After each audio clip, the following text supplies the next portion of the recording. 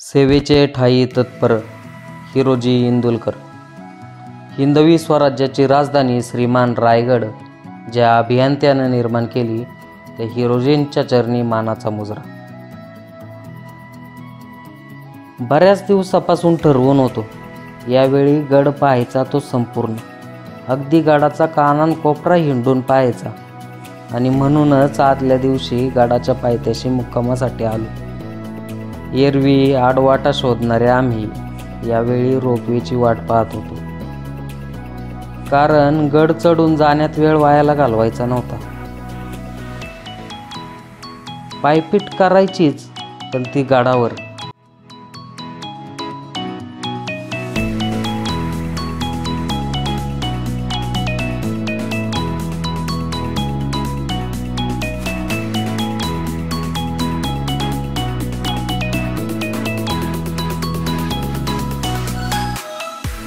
अखेर प्रतीक्षा संपली आणि आम्ही रोपेत जाऊन बसलो.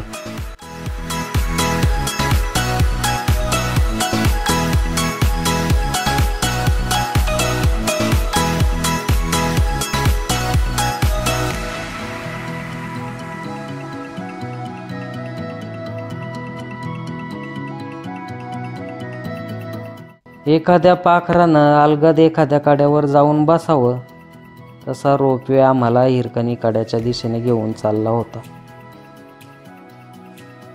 समोर दिसणारा अजस्र कडा आणि आजूबाजूचा परिसर पाहून हिरकणीची गोष्ट आठवू लागली. श्रीमान रायगड, देवगिरी पृथ्वीवरील अभेद्य किल्ला, पण तो जमिनीवरचा.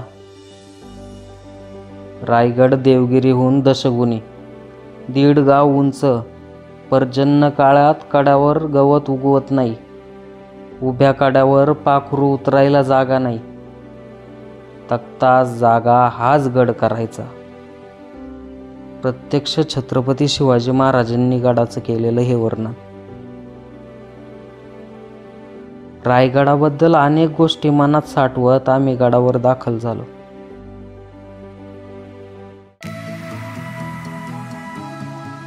घरून निघताना जितकी शक्य झाली तितकी गडाबद्दल माहिती आम्ही मिळवली होती, पण प्रत्यक्ष गडाचा पसारा पाहून आम्ही थक्क झालो. आमची पाठी कोरी झाली होती. हे पप्पू अवकिरकर, आमचे गाईड. बालेकिल्ला आणि परिसर आम्ही यांच्या मार्गदर्शनाखाली पाहायचा ठरवला.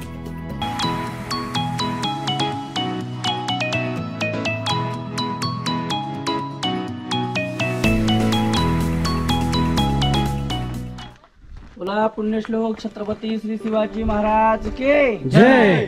धर्मवीर छत्रपती श्री संभाजी महाराज की जय. हर हर महादेव. हे बघा, इथून आता आपण रायगड किल्ल्याची माहिती स्टार्ट करू. कृपया माहिती घेत्या वेळेमध्ये काही बोलू नका. काही प्रश्न असतील माहिती झाल्यानंतर मला विचारा.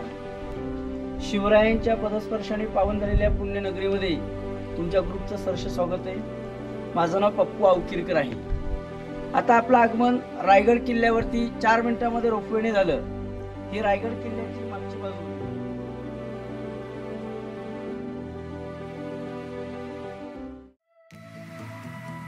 राणीवासा, सचिवांचे वाडे, धान्य कोठार, खलबतखाना, राजसदर, महाराजांचा राहता वाडा, नगरखाना, मनोरे असा परिसर पप्पू अवकिरकरांनी आम्हाला दाखवला.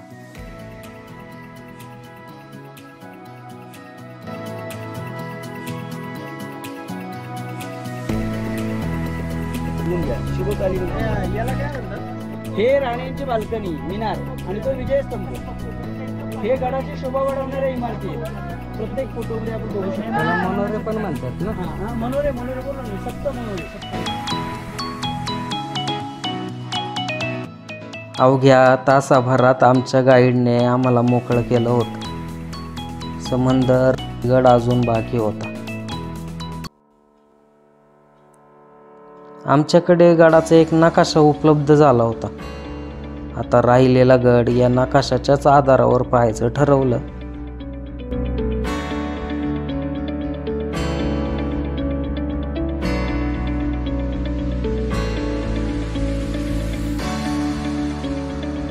आदल्या दिवशी शिवरात्र होऊन गेली होती, म्हणून जगदीश्वराचं पहिलं दर्शन घेतलं आणि गडाच्या पायपिटीसाठी सुरुवात केली.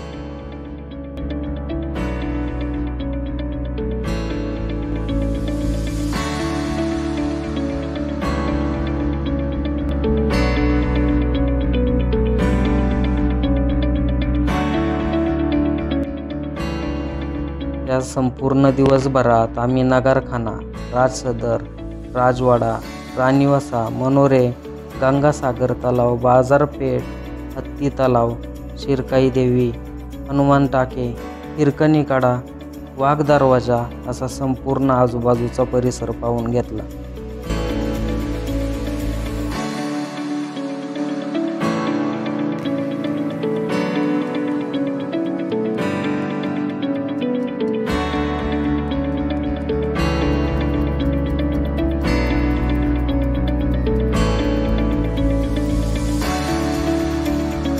दिवस दुसरा. आज आम्हाला टकमक टोकापासून ते भवानी टोकापर्यंतचा सगळा परिसर बघायचा होता आणि त्यानंतर महाराजांच्या समाधीचं दर्शन.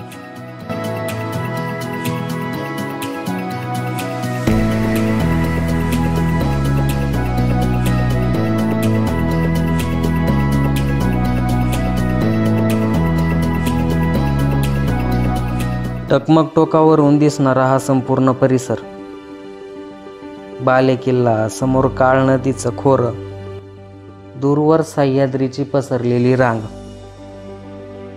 हा समोर दिसतोय तो लिंगाणा, त्याच्या मागे रायलिंग पठार, त्याच्या बरोबर मागे तोरणा दिसतोय आणि त्याच्याच बाजूला राजगड, स्वराज्याची पहिली राजधानी.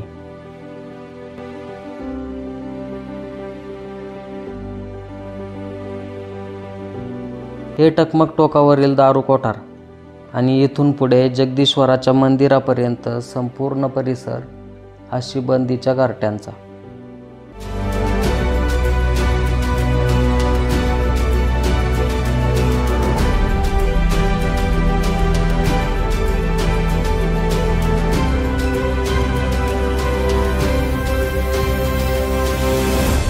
इथून पुढचा प्रवास आमचा भवानी टोकाकडे होणार होता. मुख्य गडापासून दूरवर पसरलेलं हे टोक. चालून चालून जरासा थकवा जाणवला, म्हणून क्षणभर विश्रांतीसाठी आम्ही या झाडाखाली बसलो.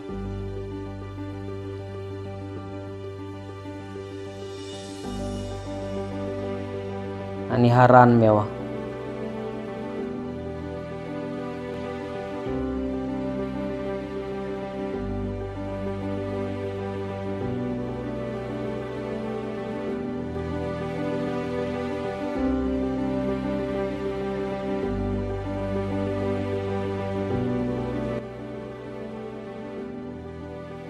भवानी टोकावरून लिंगाणा अगदी जवळ दिसतो.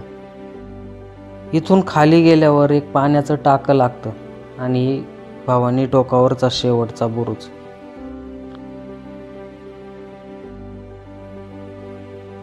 अजून थोडं चालत गेल्यानंतर ही गुहा लागते, भवानी मातेचं मंदिर.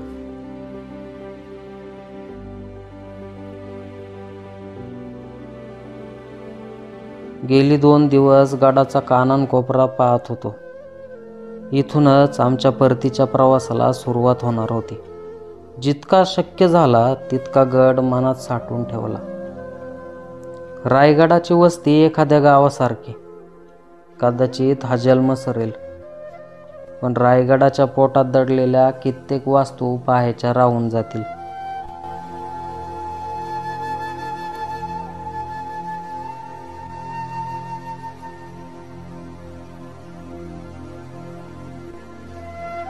दोन दिवसात अगदी ठरवून समाधीकडे गेलो नव्हतो.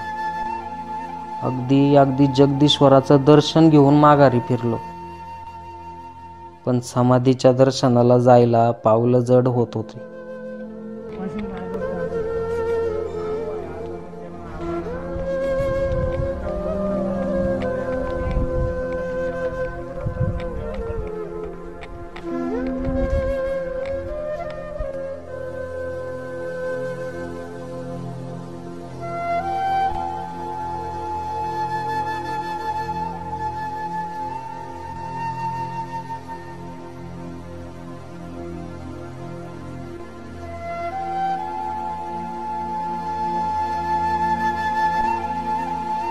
शिवराय, आमच्या सगळ्यांचं आराध्य दैवत.